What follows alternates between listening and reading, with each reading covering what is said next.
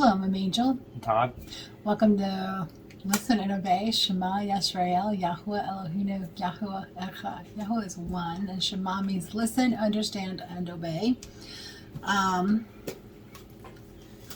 So this is going in the part about the playlist of lies we were taught in church.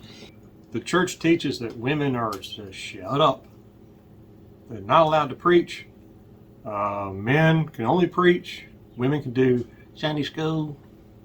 That's about, well, that in the women's groups, you know, with the brownies and stuff like that. They could do stuff like that. There's only one problem. Only Paul says that. And according to the Bible, you have to have two witnesses to make, Two or three witnesses to make something real. Paul ain't got no other witnesses. Imagine that. It's only Paul. Now, culturally, women were, in Hebrew, women were kind of second-rate citizens. But that's not how Yahweh, just because the culture sees it that way doesn't mean that Yahweh sees it that way. And so do you want to go with your verses that you had there?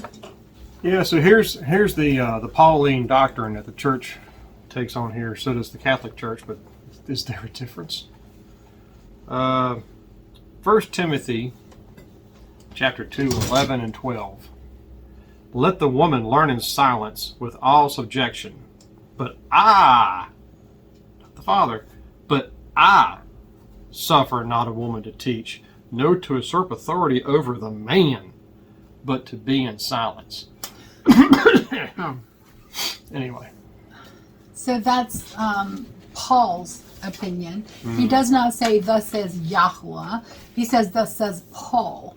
And like he said, Paul cannot create laws. Only Yahweh.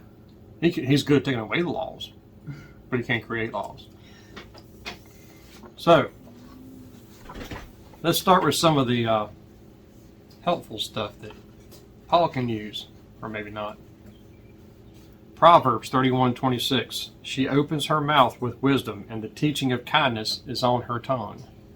Doesn't sound like silence, does it? Psalm 68:11. The Lord gives the word. The women who announce the news are a great host. And that was Psalms. And then you have when Yeshua walked the earth. Well, what did he think about it? Well, let's see. Well, there's two instances I can think of right off the top of my head in John, when he uses the woman at the well to go tell. No rhyme intended. And Mary at the tomb. That's the first two off the top of my head as far as Yeshua is concerned. But let's just go to those, shall we? John chapter 4, 28 and 29. The woman then left her water pot, and went her way into the city, and said to the men, Come, see a man which told me all things that ever I did. Is this not Hamashiach? So she went and told the men. His first trip to Samaria, and who does he run into? A woman. And she's the one that he first revealed himself to. A woman. And in John 20, at the tomb, after Peter and the other disciple, probably John, already went to the tomb. After she said they've taken him away, she runs into him. She thinks he's a gardener. And John 20:17, this happens.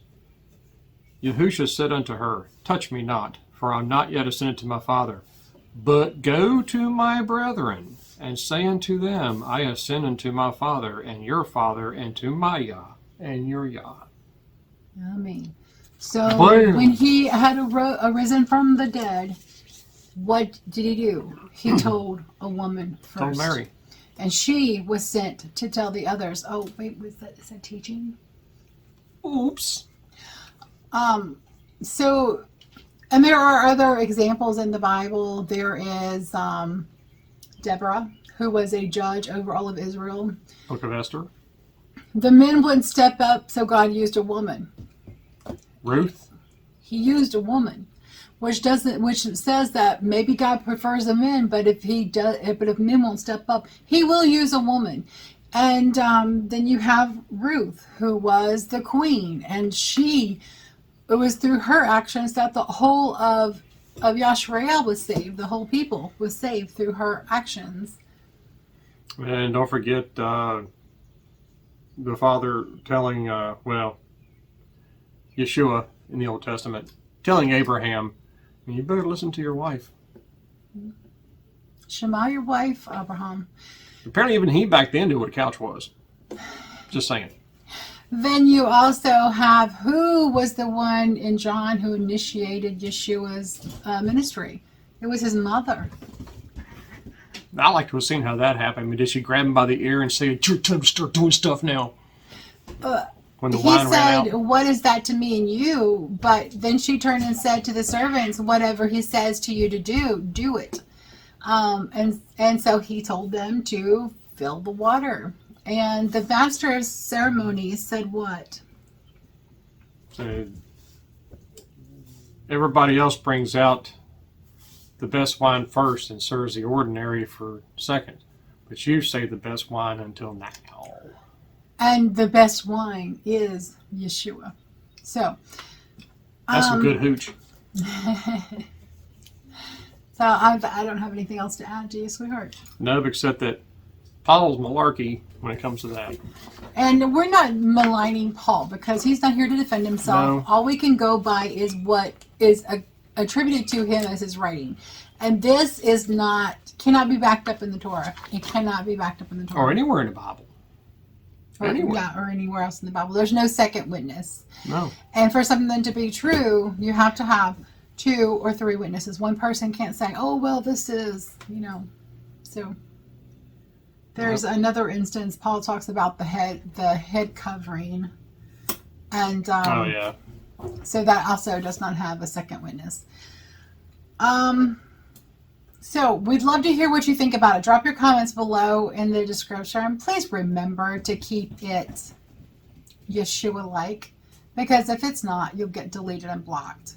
No apologies, no regrets. Bam! But we would love to hear what you have to say as long as you keep it Yeshua-like.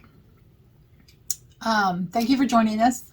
Make sure you hit subscribe, the like button, and tell your friends, clicky clicky.